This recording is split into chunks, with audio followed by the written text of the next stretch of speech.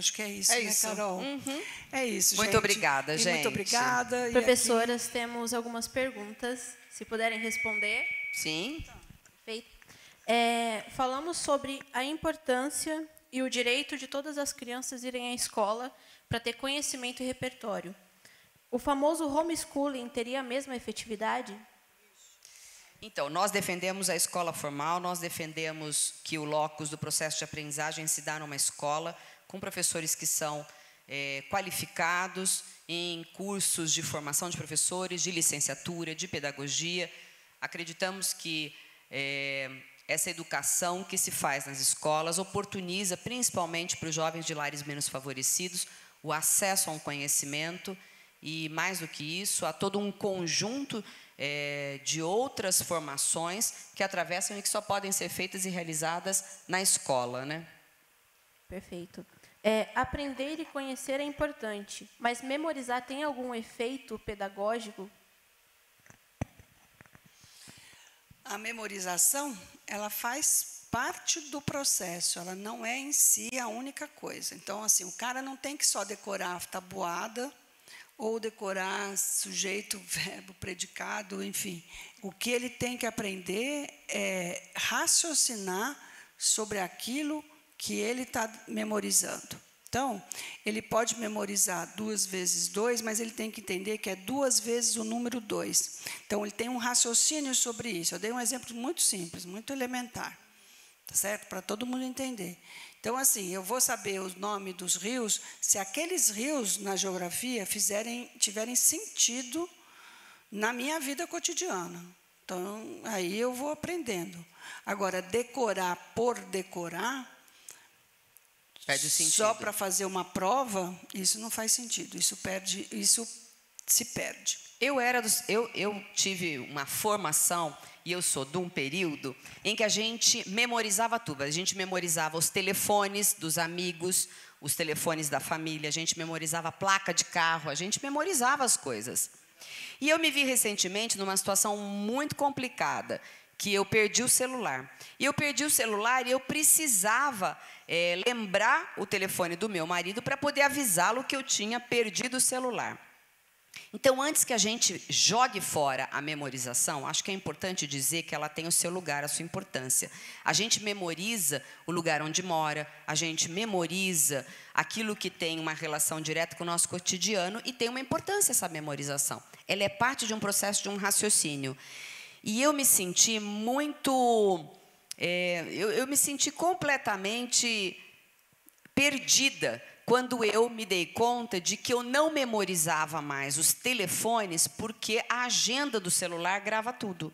Mas quando você perde esse artefato e você precisa lembrar o telefone das pessoas mais próximas, eu arrisco... arrisco fazer, de fato, uma pergunta, vocês me digam se vocês conseguem dizer de memória o telefone dos seus pais, filhos, irmãos, amigos, namorados, maridos, esposas. Quantos telefones nós sabemos hoje de cor? Pouquíssimos. E isso, num dado momento, pode nos fazer falta, mas nós fomos substituindo isso. Mas o processo de memorização é parte de um raciocínio necessário na alfabetização científica, na língua portuguesa, na matemática, na geografia, na história.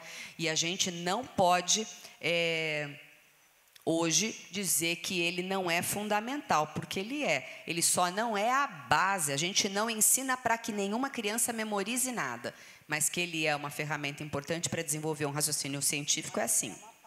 Ele é parte. Bom, caso um aluno apresente um trabalho feito por inteligência artificial, como prosseguir de maneira ética, repreendendo, mas sem constrangê-lo? E será que precisa repreender? Vamos pensar sobre isso? Porque nós temos condição de identificar os trabalhos que são feitos? Essa é uma primeira pergunta. Nós conseguimos identificar todos os trabalhos que estão sendo feitos por inteligência artificial? E quando identificamos, como que a gente lida com eles? Não sei se é repreender, mas é mostrar para o aluno em que medida que ele se apropriou daquele conhecimento, compreendeu, consegue desenvolver uma narrativa a partir daquilo que ele está te apresentando e se aquilo, de alguma maneira, contribuiu no processo de aprendizagem. Porque pode ser que não. De novo, nós somos do século passado. Na nossa época tinha a Barça, tinha uma série de coleções que estavam disponíveis para a gente fazer trabalho. É engraçado falar sobre isso. E a gente ia e copiava. A gente copiava. E entregava. Isso era a aprendizagem?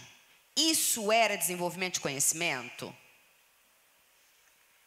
Se a gente pede para o ChatGPT fazer um texto, ele vai fazer um texto muito bem feito, aliás. Mas para eu saber se aquele texto tem algum erro, eu preciso saber, conhecer. Então, o professor, na hora de corrigir, ele tem que saber se aquilo ali está correto 100% ou não. Primeiro, porque não dá para dizer que a inteligência artificial não erra. A segunda coisa é a seguinte, a gente não tem como medir o plágio. Então, olha, só para você ter uma ideia, ou para quem perguntou. No caso, os pareceristas de revistas científicas hoje veem como observação que a gente tem que declarar que nós fizemos o parecer e não foi o ChatGPT. Isso é uma questão ética. Isso é uma questão de valor. Né? Então, se você pedir, se der o nome do artigo e pedir para o ChatGPT escrever 2 páginas sobre aquilo, fazendo uma análise crítica, ele é capaz de escrever muito bem. Mas eu estou sendo ética. Então, é isso que está em jogo, são os valores morais.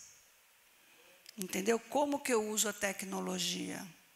Então, eu posso até fazer vários textos, eu não vou ter condição de saber se plagiou ou não, porque a gente ainda não tem mecanismos tão refinados na inteligência artificial como a gente tem naqueles programas de plágio, de buscar vários textos em vários lugares, né? Então, a gente tem que a gente tem que ensinar o uso, para que eu uso, como eu uso. Eu acho que é isso que vai enriquecer a sociedade. Uma sociedade que fala, tudo bem, eu faço isso plagiando, eu faço isso não sei o quê, como se isso fosse uma vantagem, aí nós estamos mal.